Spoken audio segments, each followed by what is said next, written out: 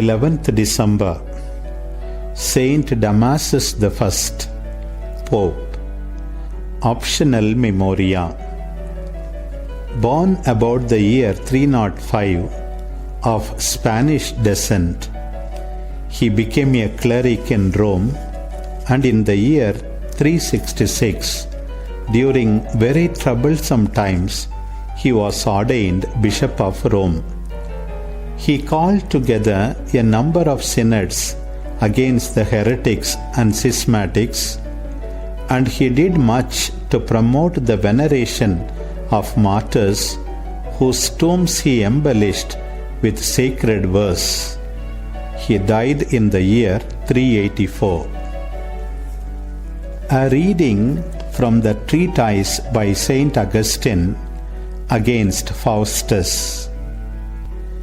We celebrate the martyrs by a service of love and companionship.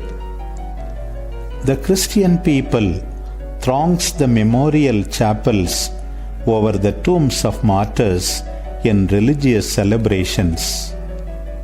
This they do to rouse men to imitate the martyrs, to share in their merits, and to be helped by their prayers. However, we never set up an altar to any martyr, even in the chapels over their tombs. For what priest ever stood at the altar where the bodies of the saints were lying and said, "We offer sacrifice to you, Peter, or to you, Paul, or to you, Cyprian?" The offerings we make are to God, who gave the martyrs the crown in the memorial chapels of those he crowned.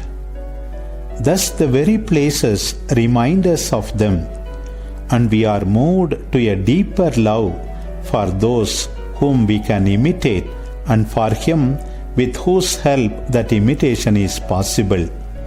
Thus, in our veneration of the martyrs, we pay them the same respect of love and solidarity as we do in this life to the holy men of God who are prepared in their hearts to suffer for the truth of the gospel.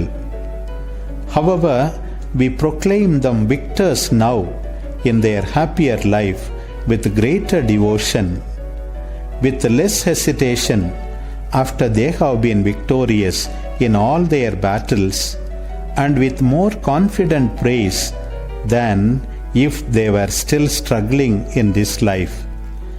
It is only God whom we worship, or think ought to be worshipped with that degree of worship which is called latria, because it is the form of total service due properly to the divinity. It is in this kind of worship that the offering of sacrifice is appropriate.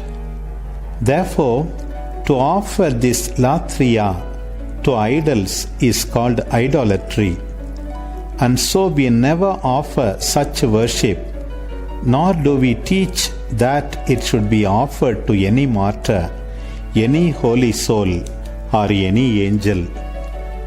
Whoever falls into such an error is rightly reproved by means of sound doctrine, either as a correction or a warning. The saints themselves, as human beings, do not want this worship for themselves, for they know it ought to be given to God alone. You can see this in the case of Paul and Barnabas. The Lycaonians were astonished at the miracles performed by them. They wanted to offer them sacrifices as though they were gods. But the apostles tore their clothes, avowing and trying to persuade them that they were not gods, and forbade them to do this to them. However, what we teach is one thing, what we tolerate another. What we are ordered to teach is one thing, what we are taught to correct another, and until we correct it, we are compelled to put up with it.